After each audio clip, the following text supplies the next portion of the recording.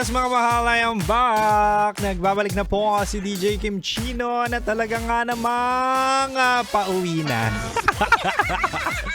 Hindi pa ako excited Hindi ako excited umuwi kasi gusto kong tapusin ang aking nasimulan. Wow, akala mo talaga. Anyway, mahal, balik na tayo sa ating Chinitok. Usapang pag-ibig mula sa Spicy Opa mo. At diba nga sabi ko kanina, mahal, ibibigay ko ang 3 indikasyon na okay ka na sa past relationship mo. Minsan, kaya hindi tayo nagjojowa kasi akala mo hindi ka pa nakaka-move on, where in fact, may mga senyales o indikasyon na pwede na pala. Pwede nang lumandi ulit. Hoy, hindi natin masisisi ang ating sarili. Minsan kasi may trauma May trauma at pagkasanay na tayo'y mag-isa at tayo'y nag-move on pa. Pero in fact, meron talagang mga senyales na pwede nating makita na masasabi natin na pwede na tayong sumugal ulit. Mapamaling tao man yan o tamang tao. Kaya nga sugal. Anyway, sabi ko nga kanina, mahal, unang-una, okay ka na kapag hindi mo na sinisisi ang sarili mo. Hindi mo na sinisisi ang sarili mo kung bakit kayo nag-break ka. Usually ganyan, di ba? Kapag ikaw sinayang, ikaw ay iniwan, pinagpalit, ang laging sisi ay sa sarili. Ikaw ay nagkulang. Sinasabi mo, ay talaga nga namang hindi pala ako enough. Minsan, nag-break kami kasi ako ang may kasalanan. Mali yun. May mga tendencies na kaya ka iniwan, sinaktan, ay dahil hindi sila marunong makontento. Huwag nating isisi sa atin lahat, okay?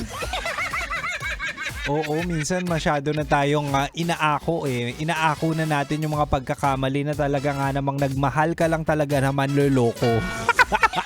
Hoy, totoo yun At ang pangalawa, sabi ko rin kanina, mahal, okay ka na sa past relationship mo kapag mas nakikita mo na yung lessons kesa dun sa sakit. O, diba? Meron ka ng mga realization na kung saan, hala, masyado pala akong mapagbigay dati, masyado pala akong galante, to the point na wala nang natitira sa akin.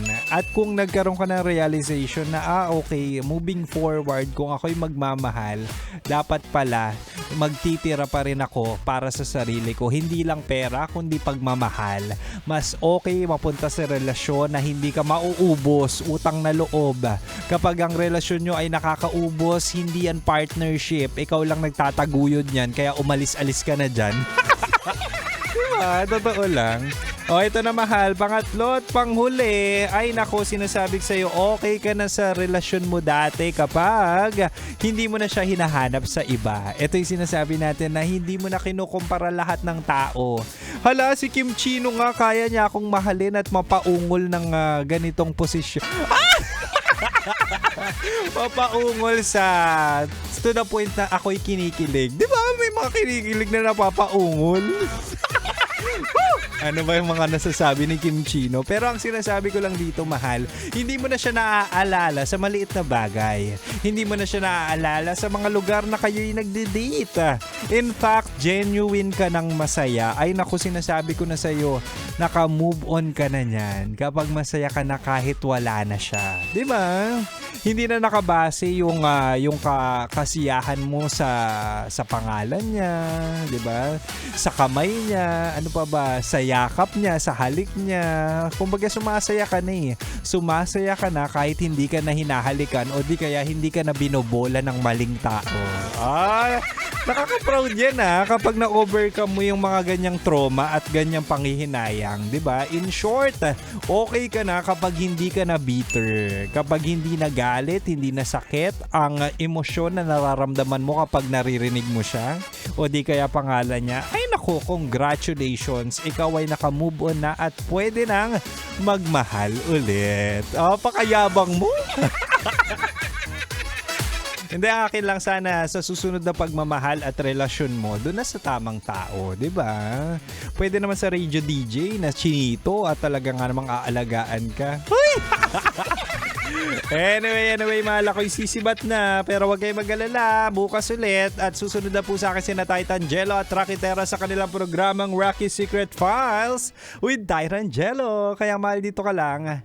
Dito ka lang sa 90.7 Love Radio. Kailangan pa bang i-memorize yan? Basic. Metro's #1 Love Radio. 'Basic!